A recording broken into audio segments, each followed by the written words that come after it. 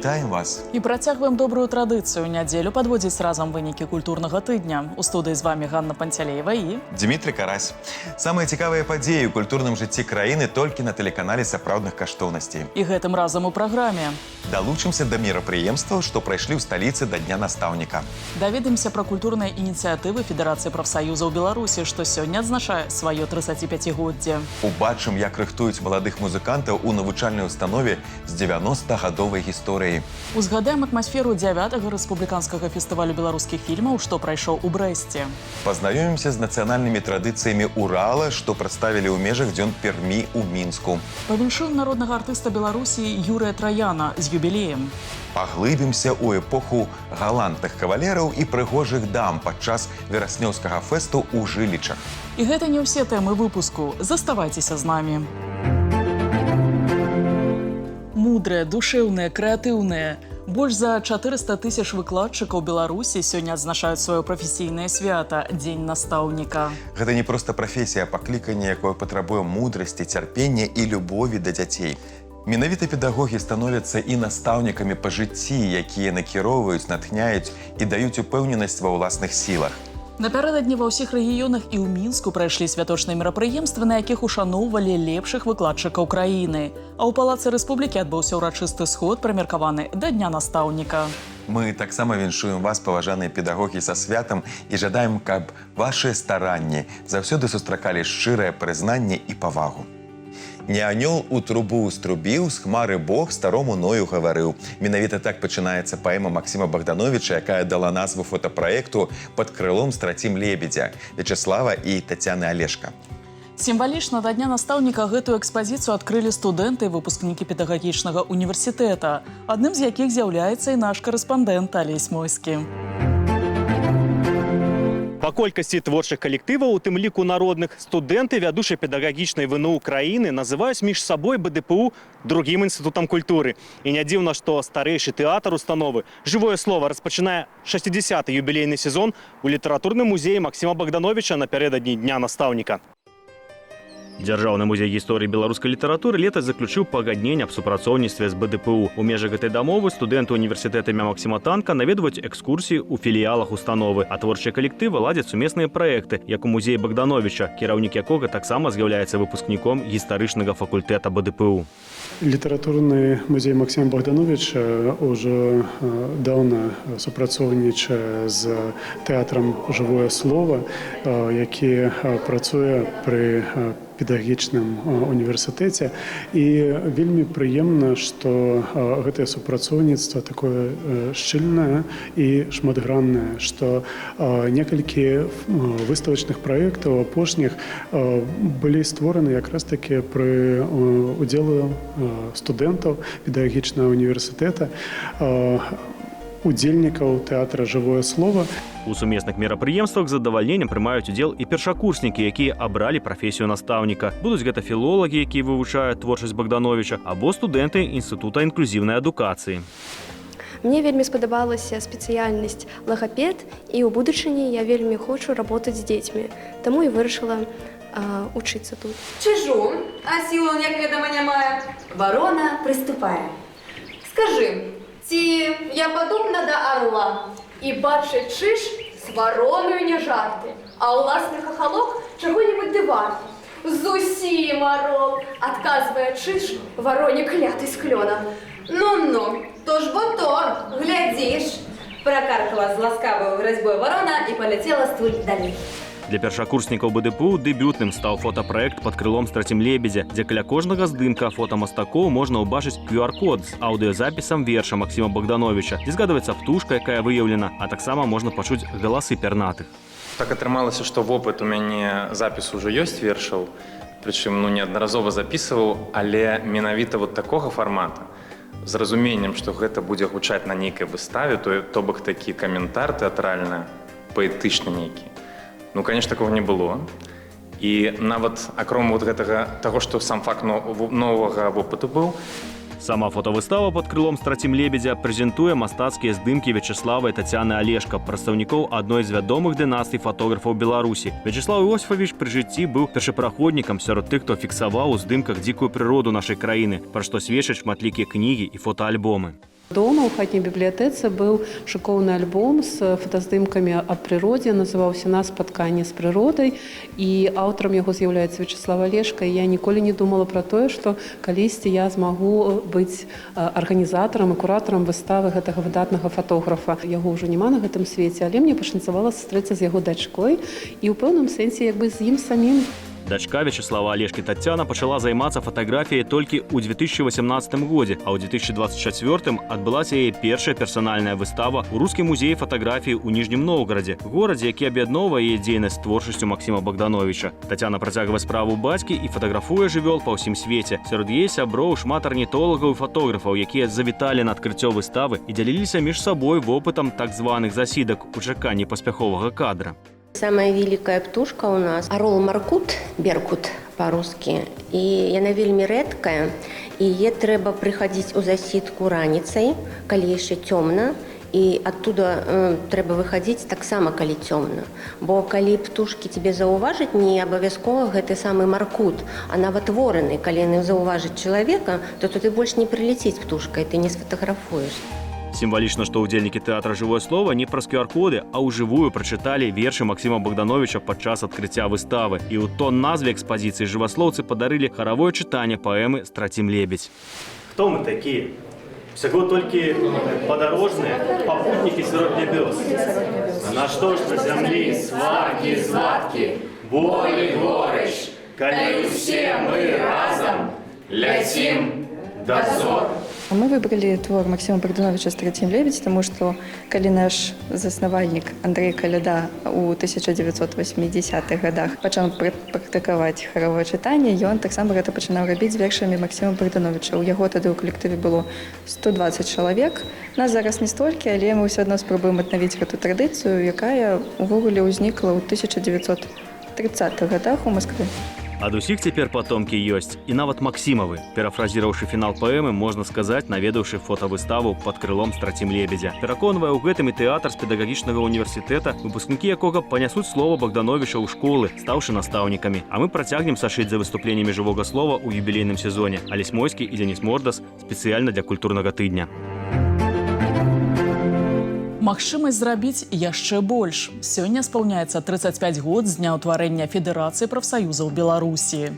Гэта самая масавая грамадская арганізацыя краіны, якая заўсёды выступала і выступае ў абарону інтарэсаў чалавека працы, за захаванне сацыяльных правоў і гарантый работнікаў. З якімі пытаннямі можна і трэба звяртацца ў прафсаюзную арганізацыю, якія культурныя і не толькі мерапрыемствы ладзяць беларускія прафсаюзы, а таксама як арганізацыя падтрымлівае творчыя ініцыятывы у наступнай размове. Татьяна Васильевна, приветствуем вас. Профсоюзному движению Беларуси более 100 лет, и за точку отсчета взят 1904 год. Как время изменило задачи и цели белорусских профсоюзов? Для профсоюзов традиционно важны условия труда, охрана труда, чтобы законодательство о труде соблюдалось в отношении наших людей. Ну и, конечно же, мы не в стороне от туристической деятельности, от того, чтобы наши трудящиеся не просто хорошо работали, не просто развивали свои предприятия, учреждения, но и в свободное время могли познать нашу Беларусь. С какими вопросами можно и нужно обращаться в профсоюзную организацию? Наверное, по всем вопросам можно обратиться в профсоюз. Наверное, скажу такую необычную вещь, но сегодня профсоюзный лидер зачастую и психолог. Зачастую приходят в профсоюзный комитет, чтобы поплакаться, зачастую приходят, чтобы получить совет. Ну, а если уже непосредственно говорить о цели, задачах профсоюза, конечно, это же правовые вопросы. Это вопросы, которые касаются соблюдения законодательства о труде, соблюдения законодательства об охране труда, условия труда, заработная плата. Конечно, это и вопросы досуга. Чаще всего с чем идут к вам люди? Основное – это защита прав и интересов наших людей. Сегодня, к сожалению, зачастую мы вынуждены идти в суды и отстаивать права наших работников. Но радует то, что последние годы количество обращений в суд у нас уменьшается, потому что в досудебном порядке удается решать многие спорные вопросы. 1 мая – это праздник, который чествует лучших работников труда. Какие еще культурные мероприятия инициируют профсоюзы? На протяжении долгих лет Федерацией проводится такая круглогодичная акция «Профсоюзы детям». Не в стороне мы остаемся и от акции «От всей души» для наших пожилых людей. Мы традиционно их чествуем. Радует то, что в преддверии Дня матери, Дня отца мы всегда тоже проводим по всей стране мероприятия, которое называется «Поздравим маму вместе», «Поздравим папу вместе». И это, поверьте, вроде такие простые мероприятия, но не всегда находят отклик в сердцах людей. Дзе не хапае слоў, кажа музыка. На гэтым культурным тыдні кампазітары і выканаўцы, а таксама простыя звычайныя слухачы адзначылі міжнародны дзень музыкі. Мова мелодый простая і зразумелая кожнаму, незалежна ад нацыянальнасці і моўнай прыналежнасці. Як ніякае іншае мастацтва, музыка здольная пранікаць у душу, сэрца і розум чалавека, напаўняць іх адчуваннямі і эмоцыямі. Людзі прыходзяць на канцэрты ў філармоніі, оперныя тэатры, мелодыі суправаджаюць іх усюды, у аўтамабілі, у слухаўках, у грамадскім транспарце дома. Таму не дзіўна, што у гэтай сапраўды унікальнай мовы існуе сваё свята. Музыка меняет. Музыка делает людей в большинстве своем глубже, интереснее. Они больше узнают о самих себе. Поэтому, конечно, для меня музыка – это сама жизнь.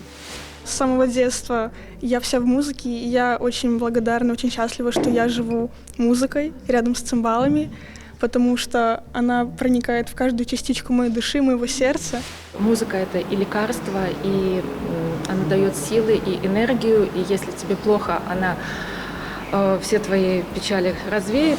Музыка – это величайшее из искусств, которое изобретено человечеством. Без музыки жизнь не так многогранна, не так красочна. Надеюсь, все это знают и понимают. Счастливо находиться в том музыкальном пространстве, в котором сегодня находятся мои коллеги, музыканты, соотечественники. С праздником, дорогие друзья! Сёлета міжнародны дзень музыкі адзначыў сваё 50-годдзе. Рыхтуецца да свайго юбілею і навучальная установа, якая займае асаблівае месца сярод музычных школ нашай краіны. 15 кастрычніка рэспубліканскай гімназіі каледжу пры Беларускай дзяржаўнай акадэміі музыкі споўніцца 90. Гэта своеасаблівы флагман падрыхтоўкі высокапрафесійных маладых музыкантаў. Дзякуючы дзейнасці сваіх педагогаў, навучэнцаў і выпускнікоў, якія праславіліся ў розных канцах свету, на працягу многіх дзесяцігоддзяў навучальная установа захоўвае найвышэйшы творчы статус. Месца, дзе круглы год не змаўкаюць акадэмічныя гармоніі, нараджаюцца новыя інструменталісты і вакалісты для айчыннай сцэны. Свой шлях альма-матэр для юных талентаў пачала ўсяго з 2 аддзяленняў. Сёння ж тут прадстаўлены цэлы спектр напрамкаў – ад фартэпіяна і ударных да музыказнаўства і дырыжыравання. Знаёмства з тонкасцямі выканальніцкага рамяства дзеці тут пачынаюць практычна з першых дзён вучобы. И мы начинаем обучение с 2 класса, имея год до 2 класса подготовительной группы. Детки приходят к нам из 5 лет тоже, занимаются несколько лет в подготовительной группе, и мы советуем, какие инструменты лучше для каждого ребенка. Сістэма навучання ва ўстанове пабудавана на шматгадовых педагагічных традыцыях. Настаўніцкі склад у сваёй большасці выпускнікі гімназіі каледжа. Яны не проста навучаюць тэорыі і працы з інструментам. Адной з асноўных мэт з'яўляецца развіццё індывідуальных здольнасцей. Да музычнай мары на працягу ўсёй адукацыі вучань ідзе разам з адным профільным выкладчыкам. Я учусь у Тамары Григорьевны Жаровой. Это человек, который вел меня с совершенно маленького возраста вот до сегодняшнего момента. И я скажу, что я рада тому, что это все происходит. И мне кажется, что это правильно, потому что столько знаний, сколько в себе может вместить один человек за пару лет это невозможно все передать. Вучоба ў рэспубліканскай гімназіі каледжа адрозніваецца комплекснай сістэмай заняткаў. Дзеці ў поўным аб'ёме вывучаюць агульнаадукацыйны матэрыял.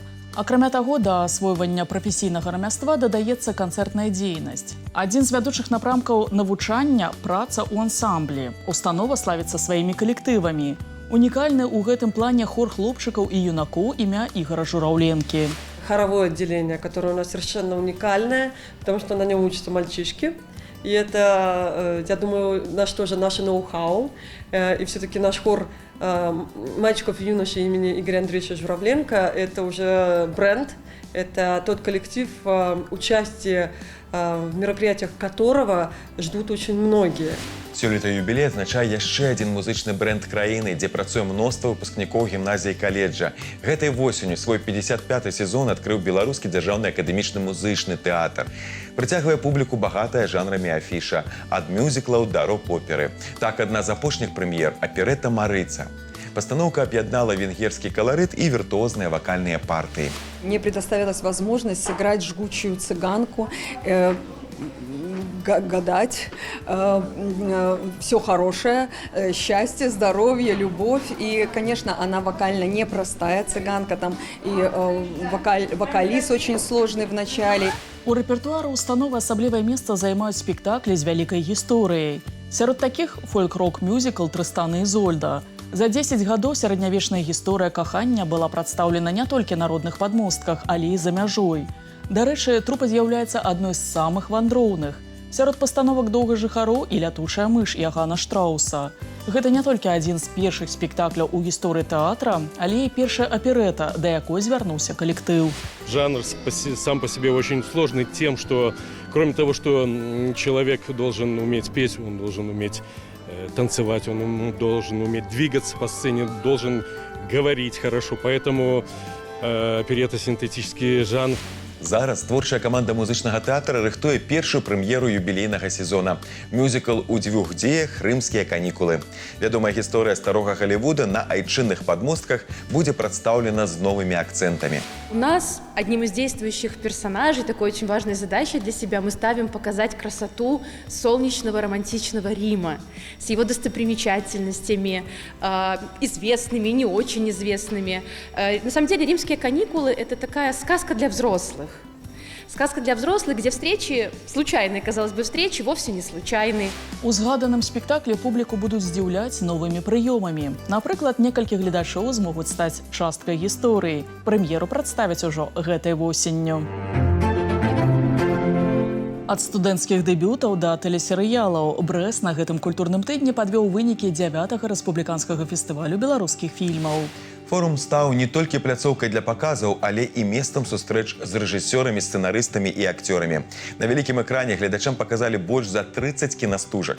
Конкурсная праграма ўключала 5 катэгорый, якія ацэньваліся міжнародным журы. Былі прадстаўлены карціны кінастудыі «Беларусьфільм», белтэлерадыёкампаніі, тэлеканала СТБ, а таксама работы маладых кінематаграфістаў, выпускнікоў рэжысёрскай майстэрні Беларускай дзяржаўнай акадэміі мастацтваў. Карціна «Ліст чакання» рэжысёра, народнага артыста Беларусі Александра Ефремова сабрала цэлы букет прызоў за лепшы ігравы фільм, лепшую рэжысуру і лепшы сцэнарый. Для меня это было открытие. Я занимаюсь войной, я снимал фильмы о войне. Мне всегда была интересна эта тема, потому что мой отец воевал здесь, в Беларуси, здесь получил в осколок в плечо. И вдруг оказалось, что новое еще не открыто, не открыты какие-то вещи о войне. И одна из наших картин эту, то есть какую-то очередную тайну открыла. У ліку уладальнікаў дыпломаў і тэлеканал «Беларусь-3». Рэжысёр і сцэнарыст Сергей Кацьер быў азначаны дыпломам за шчырую адданасць і высокамастацкую рэалізацыю тэмы «Чалавек у мастацтве». А фільм «Жыццё маё харошкі» Валянціна Гаявая Лікі Новікавай спецыяльным дыпломам конкурсу тэлевізійных фільмаў. Мінск і Смаленск на гэтым культурным тыдні сустракалі 8-й фестываль дакументальнага кіно «Еўразія-ДОК». У беларускай сталіцы форум разгарнуўся ў сталічных кінатэатрах «Беларусь» і «Перамога». Гледачам прапанавалі 20 стужак з краін СНД і далёкага замежжа. Акрамя паказаў у межах форуму прайшлі майстар-класы, творчыя сустрэчы, дыскусіі. Каждый фестиваль документального кино, Евразия Док для нас это событие, потому что это живой зал, это живая аудитория, и документалистику не так часто смотрят в кинотеатрах. Скорее на планшете, дома с телевизора. А здесь авторы, герои фильмов соприкасаются друг с другом, и есть возможность высказать друг другу то, что накипело. Перм для расіян не проста горад, гэта мост, які аб'ядноўвае Маскву і Сібір. На гэты раз культурная сталіца Урала выйшла за межы і стала сувязным звяном мастацтва паміж Расіяй і Беларуссю. У Мінску на гэтым культурным тыдні паспяхова прайшлі першыя дні Пермі. Маштабная падзея, накіраваная на ўмацаванне пабрацімскіх сувязей, аб'яднала насычаную дзелавую праграму, яркія культурныя акцыі і гастранамічныя прэзентацыі. Для беларусаў расійскія сябры падрыхтавалі разнастайныя тэматычныя пляцоўкі. На кожнай з іх прадставілі ўсё тое, чым так ганарыцца пермская зямля. Мы приехали большой делегацией. Это и спортсмены, это и коллективы наши творческие, это и бизнес, и интенсивность контактов между нашими городами в последнее время только растет. Пазнаёміцца з пермскай літаратурай і сёння можна ў цэнтральнай бібліятэцы імя Янкі Купалы. Пры падтрымцы уральскіх супрацоўнікаў тут арганізаваны спецыяльны літаратурны куток. Акрамя гістарычнай літаратуры ёсць мастацкія кнігі для дзяцей і дарослых. Пермскі край вядомы на ўсю Расію сваёй культурнай спадчынай, пра што сведчыць і герб горада. На ім мядзведзь, які прызвычаюся да суровага клімату. Ён нясе святое Евангелие.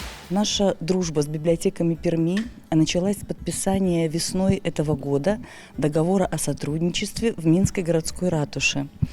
И выставка, которая сегодня представлена нашим читателям, это уже вторая часть поступлений, которые у нас есть в Центральной библиотеке Янкі Купалы. У сталіцы разгарнуўся кірмаш пермскіх тавараў ад мясцовых майстроў. Сярод галоўных прысмакаў паўночны мёд. У Расіі менавіта ён лічыцца самым карысным для здароўя. Гэта звязана з працяглай падрыхтоўкай пчол да зімоўкі ў суровым клімаце. Акрамя гэтага беларускіх пакупнікоў зацікавіў пермскі керамічны посуд. Над адным такім вырабам майстар працуе каля 2 тыдняў. Производство, создание такой авторской посуды началось 5 лет тому назад. Я попала на мастер-класс, попробовала, подержала в руках глину и влюбилась в этот материал, природный материал. На кірмаш завіталі і пермскія рэстаратары. Пасля азнакамляльнай гісторыі пра мясцовую кухню тут адбыўся майстар-класс от лепшых шефов города. Для минчан мы хотели привести, конечно, более обширное меню, но, к сожалению, так как мы находимся далеко от вас, получилось привести только 2 напитка, которые мы очень любим. Это на основе нашей ромашки полевой и клубники. И еду – это наши знаменитые посекунчики пермские, сочные мясные пирожки. Культурная сталіца Урала славіцца таксама музычнымі і танцавальнымі ансамблямі. У гэты вечар для беларускіх гледачоў падрыхтавалі вялікі канцэрт, на якім выступілі шматнацыянальныя пермские коллективы. Если будет татарский коллектив, то в Пермском крае, в городе Перми, он совершенно особенный костюм. Будет коми-пермяки, такой пермяцкий костюм представлен. То есть мы приготовили это специально, чтобы люди поняли, что у нас в Перми очень много разных национальностей в дружбе и очень в хорошем отношении проживают. Канцэрт прайшоў на сцэне Мінскага гарадскога палаца культуры. Святочныя нумары на працягу ўсёй праграмы суправаджалі выявы краявідаў культурнай сталіцы Урала. Сама я занимаюсь музыкой с самых ранних лет, с 4 лет. И я очень счастлива, что моя жизнь связана именно с музыкой, потому что это для меня и лекарство, это спасение от стресса, от всего. Это моя жизнь. На многіх пляцоўках можна было заўважыць надпіс «Шчасце не за гарамі». Для жыхароў Пермі гэта не толькі словы. Гарадскі арт-аб'ект з гэтым выразам знаходзіцца там і сёння. Але для тутэйшых ён стаў не проста сімвалам, а сапраўднай філасофіяй горада на Каме. У хуткім часе беларускія калектывы пазнаёмяцца з менталітэтам і славутасцямі уральскай зямлі падчас вялікіх культурных гастроляў. У выставачнай зале мастацкай галерэі «Беларт» на гэтым тыдні прадставілі выставу жывапісу Барыса Семілетава «Фрагменты». Уменне бачыць свет у адной пясчынцы характэрна для ўсёй творчасці жывапісца. Праз эстэтыку фрагмента ён разважае пра адвечныя катэгорыі філасофіі і мастацтва. Карціны розных гадоў, якія ўвайшлі ў экспазіцыю, дэманструюць магчымасці дэкаратыўнай оптыкі майстра, якая фокусіруецца на цікавых рытмічных і каларыстычных структурах, фрагментах асяроддзя. Холст – это, в принципе, изображение одного мига. Понимаете, миг моргнул, и вот это холст. Понимаете. Но современное искусство, оно позволяет этот миг продлить. Понимаете. И вот в данном случае вот тут несколько работ есть, которые как минимум там 2 мига в одном холсте. У галерэі мастацтва Леаніда Шчамялёва разгарнулася выстава мазаікі і вітражоў вучняў і выкладчыкаў студыі Хома Фабер па канонах прыгажосці. Увазе наведвальнікаў прадстаўлены не толькі класічныя мармуровыя мазаікі, але і творы ў іншых стылістыках, дзе выкарыстоўваюцца разнастайныя матэрыялы, шкло або неапрацаваны натуральны камень. Упершыню выстаўляюцца вітражы Тіфані, створаныя ў межах спецыяльнага курсу. Іх рэдка можна ўбачыць не толькі ў беларускіх галерэях, але і на падобных замежных пляцоўках. А таксама здзіўляе мікрамазаіка, напрыклад, паводле антычнага сюжэта з мышшу на падлозе. Самае цікавае, што ў гэтай мазаікі, то бок чаму яна мікра? Таму што калі мы параўноўваем з звычайнай мазаікай, дзе тэсаркі, а тэсаркі гэта квадратик, з якіх выкладваецца непасрэдна выява, то тэсаркі ў класічнай мазаікі яны прыкладна 7 на 7 мм, то ў мікраварыянце там вельмі маленькія тэсаркі ад 1 мм до 3 мм. То бок гэта вельмі такі далікатны варыянт. У Нацыянальным цэнтры сучасных мастацтваў Рэспублікі Беларусь на гэтым тыдні адкрылася выстава «Мы цябе выглядалі з-за шэрых руін» па выніках пленэра маладых мастакоў, прысвечанага 80-годдзю вялікай перамогі. Радкі з верша Валянціна Таўлая, якія гучаць у назве выставы, гэта азнаменаванне веры людзей у перамогу, надзеі на светлую будучыню. У сваіх творах маладыя мастакі паспрабавалі углядзецца ў гісторыю, захаваць не толькі боль ад велізарных страт, але таксама пачуццё кахання, адвагу, партрэты герояў, якія аказалі ўплыў на ход вайны. Пленэр – это, конечно же, в первую очередь посещение музеев тематических, экскурсий, посещение мемориалов, посещение в этом году даже мест, где проходили сражения. У Дзяржаўным літаратурна-мемарыяльным музеі Якуба Коласа прэзентавалі кнігу даследчыка беларускай літаратуры Сергея Шапрана «Янка Купала і Якуб Колас у профілі анфас» з гісторыяй сяброўскага шаржу. На вядомых усім партрэтах народныя паэты Беларусі звычайна паказаны сталымі і сур'ёзнымі. Але неаднойчы класікі беларускай літаратуры выступалі героямі сяброўскіх шаржаў. Айчынныя мастакі прадстаўлялі песняроў жартаўлівымі, смешнымі і па-сяброўску іранічнымі. У выглядзе кнігі прадстаўлена першае грунтоўнае даследаванне арыгінальнага жанру замалёвак, раскрываючы перад чытачамі шаржы на Янка Купалу і Якуба Коласа, якія доўгі час заставаліся невядомымі. Калі разглядзець шарж, гэта мне заўсёды здзіўляе, што мастак вось не толькі самого Коласа, але ведаў яго творы, бо зрабіць такія шаржы, гэта трэба добра ведаць і тое, што пісаў Якуб Колас. Першы «Спартак» і першы «Адам» беларускай сцэны. Заўтра народны артыст Беларусі, харэограф, пастаноўшчык і педагог Юры Траян адзначыць сваё 75-годдзе. Больш за паўстагоддзя ён прысвяціў вялікаму тэатру Беларусі. Прайшоў творчы шлях ад артыста балета да мастацкага кіраўніка балетнай трупы. 8 кастрычніка перад балетам Вячаслава Кузнецова «Анастасія» у габеленавай зале установы пройдзе творчая сустрэча з Юрыем Антонавічам.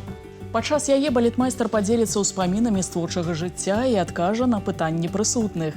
Наша калега Тацяна Жданова сустрэлася з юбілярам напярэдадні і даведалася, што для яго займальней – ставіць спектаклі ці танцаваць. Юрий Антонович, рады поздравить вас с юбилеем. В 21 год вы стали заслуженным, а в 28 уже народным. Признайтесь, когда получали эти звания, как-то хотелось уже так выглядеть солиднее? Да, честно признаю, да. Но это такая штука, это такой синдром славы, через него все проходят. Я всегда говорил так, что глупые приходят к этому состоянию и там остаются, а умные идут дальше. А если зациклиться на собственной известности, на собственной прекрасности, то добра не жди. А свой первый выход на сцену вот перед такой огромной аудиторией, перед тысячным залом, помните, вот какие ощущения были? Это было в 1958 году, мне было 8 лет. Я был театральным ребенком. Моя мать работала в театре костюмером. А там всегда требуются артисты миманса, дети для миманса. Ну, кого берут? Вот кто под руку попался, а я там бегал по кулисам. И вот мой первый выход был, да, в детской мимической роли в оперном спектакле. И потом я энное количество лет выходил именно в оперных спектаклях. А потом поступил в хореографическое училище и понял, что я ничего не могу, нужно учиться. Я знаю, что вы, несмотря на то, что с детства, как вы говорите, в балете, на сцене, что вы какое-то количество раз бросали это дело, да? Я 3 раза бросал балет. Первый раз я пришел на занятие в 1 класс, и мне так не понравилось. Там просто раздели, поставили к станку, и играет музыка, а тебе ноги вывернули, и ты стой под эту музыку, привыкай вот так, в этой позе стоять. Я на 2-й день не пошел. Меня вернули по особой просьбе дирекции училища только тогда, когда родители пообещали мне купить велосипед. Вот тогда я остался. Прекрасный стимул. Представляете, от чего может зависеть карьера? Да. 2-й раз бросал, когда очень болел и не получалось. Мне пришлось уйти из Вагановского училища Ленинградского. Я заканчивал в Минске. И 3-й раз у меня была травма, довольно тяжелая по тем временам, разрыв ахиллова сухожилия. И это, конечно, очень могло подкосить. Но уже работа, уже результаты, уже ты попробовал. Вот это вот потрясающее ощущение, когда ты выходишь и разговариваешь со зрителем. А вы первый принц в «Щелкунчике», первый Адам в «Сотворении мира» и первый Спартак на белорусской сцене. В чем вы еще первый в балете? Интересный вопрос. Я, может быть, первый, кто попробовал эту профессию со всех сторон. Я был ребенком артистом Миманса. Я был танцовщиком.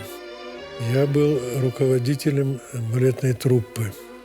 Я был репетитором, который готовит артистов, тренирует их. Я был директором хореографического училища, главным балетмейстером и художественным руководителем белорусского балета. А сейчас я преподаю в колледже. То есть я знаю эту историю уже с очень многих сторон. Я, кстати, знаю, что вы профессиональным хореографом как будто бы себя не считаете, но все-таки что поддерживало в вас эту уверенность, когда вы брались за собственные постановки? Интерес к делу. Просто когда начинаешь что-то ставить, сам процесс настолько интересен, он так настолько захватывает, что иногда даже забываешь о том, что нужны еще будут и результаты. А ставить спектакли интереснее, чем танцевать? Я выхожу танцевать, я солист. Я отвечаю только за себя. Я сделал спектакль, в котором участвует около 100 артистов. И за кулисами стоят еще 100 человек, которые помогали. И я перед ними, перед всеми несу ответственность. Это очень сложно. А если такое вот, что что-то хотелось поставить, и по какой-то причине не случилось? И готовился, хотел сделать балет «Отелло». Великолепная тема для балета. Еще несколько вариантов. У меня лежат мои сценарии. Но время идет. Как говорят, всему свое время. Аграгарадок Жылічы ў 3-й раз ператварыўся ў сапраўдную культурную сталіцу. У палацы Булгакаў і на яго тэрыторыі прайшло маштабнае свята музыкі, танцаў, мастацтва і традыцыі, рэгіянальнае свята Вераснёўскі фэст, палац у Жылічах. Паглыбілася ў гісторыю, адчула сябе часткай эпохі галантных кавалераў і прыгожых дам і наша карэспандэнт Лізавета Лапіна. Класічная музыка, пышныя сукенкі, касцюмы і танцы. Усё гэта пра балы, якія доўгі час з'яўляліся любімым заняткам арыстакратаў і прыцягвалі асаблівую ўвагу дваранства ў 19 стагоддзі. З раніцы да вечара ўнутраны дворык палаца Булгакаў прымаў на баль удзельнікаў і гасцей з усёй Беларусі. Мерапрыемства складалася з 2 аддзяленняў з майстар-класамі. У першым з іх танцораў чакалі паланэз, блюз, полька, вальс-крыштальная рапсодыя, у другім вальс-бастон, падыграз, кантры-полька, кадрыль маскоўская і танец-гульня ручаёк. Паміж аддзяленнямі адбылася і паказальная частка балю, да якой на працягу некалькіх месяцаў старанна рыхтаваліся калектывы з розных рэгіёнаў нашай краіны. организатор музея, да, то есть это государственное мероприятие. Но музей делегировал именно бальную часть его общественного объединения «Профессиональная танцевальная лига». И вот перед вами, кстати, тоже помимо всех регалий, тоже заместитель председателя общественного объединения «Профессиональная танцевальная лига». Вот, нам делегировали эту задачу, была составлена программа, вот именно состоящая по 10 танцев с котельоном. Все рассчитали, да. Все соответствует международным стандартам. Даже вот то, что рассчитан, даже полонез, он был выверен до секунды. Это помимо касаемо про подготовку.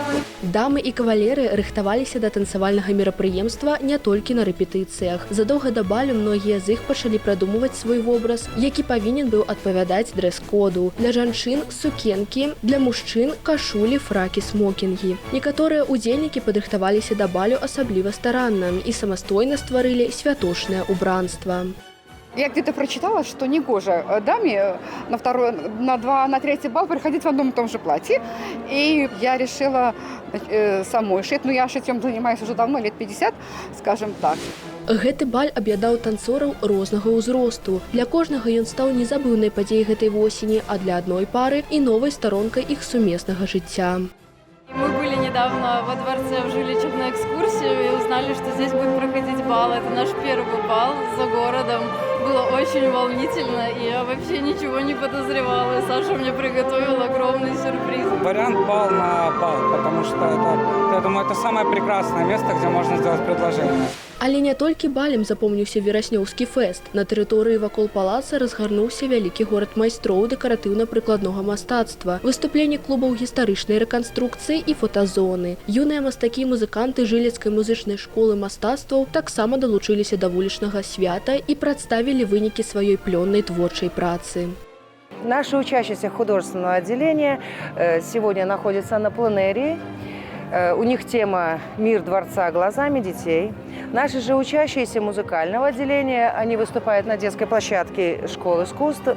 У них веселый ритмный концерт. То есть это уже привычно для нас. Третий год, третий раз. Мы уже осознанно подходим к данному делу и радостно встречаем гостей, радостно принимаем. Каля палаца Булгакаў выступаў і народны інструментальны ансамбль «Бас-данс» Магілёўскай дзіцячай школы мастацтваў нумар 1 імя Лучанка, які прадставіў паланэзы Міхала Клеафаса Агінскага і кампазіцыі сучасных беларускіх аўтараў. Так как мы вот в таком облачении и на такой фестиваль приехали, то, естественно, мы привезли с собой старинную музыку. Старинная музыка, она... это история наша, это наши корни, и обязательно нужно доносить ее до народа, вот до подрастающего поколения. У самім палацы ў межах фестывалю разгарнулася адразу дзве экспазіцыі. Выстава «Жывая нітка традыцый» з фондаў мастацкага музея імя Масленікава і выстава Андрэя Кацярыны Ляўковых паводле твораў Льва Толстога «Вайна і мір». Таксама на першым паверсе адбыўся канцэрт «Свет класічнай музыкі», на другім – баль прафесійных танцавальных калектываў. Вечарам ва ўнутраным дворыку адбылося ключавое мерапрыемства фестывалю – яскравы гала-канцэрт зорак Вялікага тэатра Беларусі. Традиционный для Большого театра Беларуси гала-концерт звезд оперы, молодых артистов оперного театра, артистов балета, музыкантов замечательных. Это традиционный концерт, который мы представляем для публики, сочетает в себе традиционные оперные арии, современную музыку белорусских композиторов, традиционную музыку балета и наоборот, какие-то новые современные номера, постановки заслуженного артиста Российской Федерации, главного балетмейстера Игоря Колба. Канцэрт завяршыў фестываль «Вераснёўскі фэст» палац у Жылічах, што ў трэці раз радуе, здзіўляе, захапляе сваіх гасцей разнастайнасцю мерапрыемстваў, якія наведалі на гэтым культурным тыдні Елізавета Лапіна і Андрэй Аляксейчык.